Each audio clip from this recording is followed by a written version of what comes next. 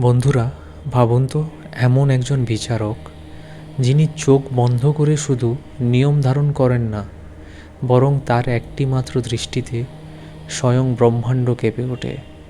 আজ আমি আপনাদের শোনাব শনিদেবের জীবনের সেই গোপন গল্প, যেটা শুনলে আপনার তার প্রতি ভয় নয়, গভীর ভালোবাসা আর সম্মান জেগে উঠবে। শুরু করা যাক তার জন্ম থেকে।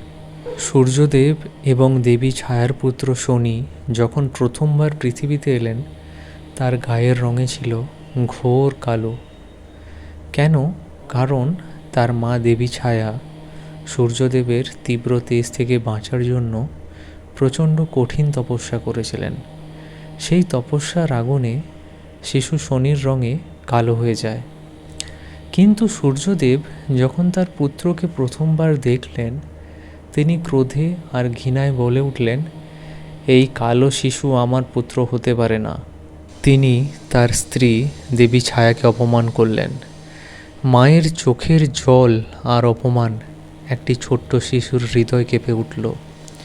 শনিদেব তখন তার পিতার দিকে তাকালেন।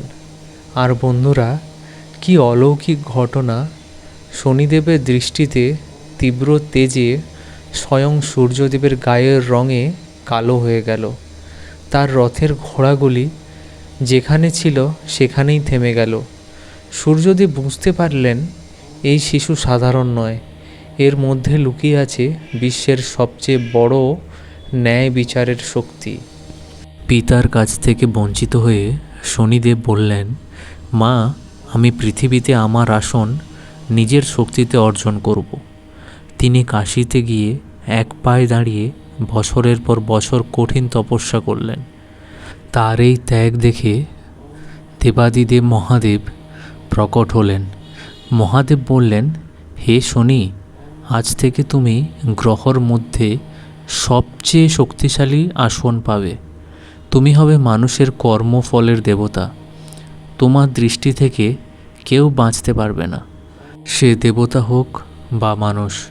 এই বর পাওয়ার পর শনিদেবের বিচার এতই নিরপেক্ষ ছিল যে তিনি স্বয়ং তার গুরু মহাদেবকেও ছাড়েননি।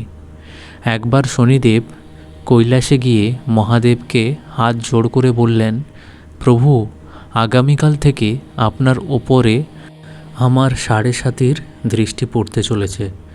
মহাদেব ভাবলেন, শনির দৃষ্টি থেকে বাঁচার জন্যে তিনি পৃথিবীতে একটি হাতির রূপ নিয়ে গোড়াবনে লুকিয়ে থাকবেন।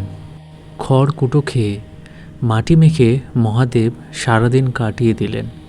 সন্ধ্যাবেলা যখন শনির সময় শেষ হলো, মহাদেব কৈলাসে ফিরে এসে হেসে বললেন, দেখলেন শনি, তোমার দৃষ্টি আমার কিচ্ছু করতে পারল না।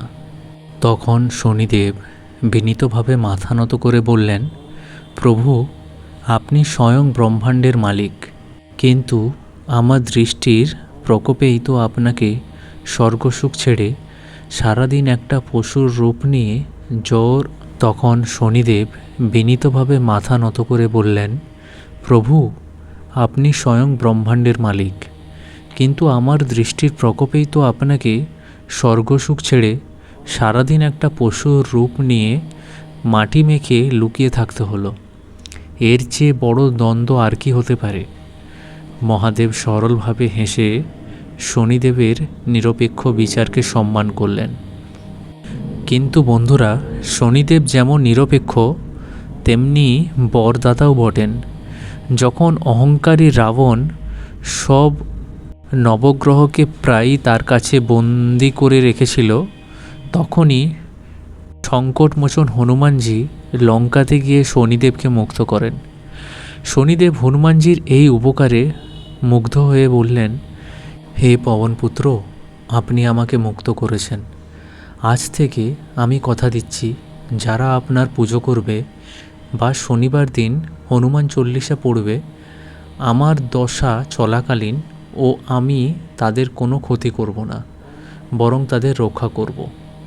সেই জন্যই বন্ধুরা, শনিদেব কেবল দণ্ড দেন না, তিনি আসলে আমাদের ভালোর ধরন শেখাতে আসেন। যদি আপনি জীবনে সৎ পথে চলেন, গরিবদের সাহায্য করেন, তবে শনিদেব আপনাকে রাজা বানিয়ে দিতে পারেন।